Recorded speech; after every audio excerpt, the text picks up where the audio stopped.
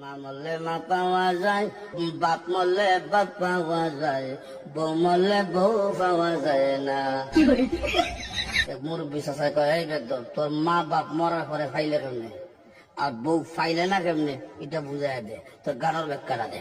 চাষা, আমার বাবা যেদিন মারা গেল, তুই আমার মাথার মধ্যে হাত দিয়ে খুঁজলেন, কান্দিস না রে বাবা, তোর বাবা মরলে তো কি হয়েছে, আমি তো আছি।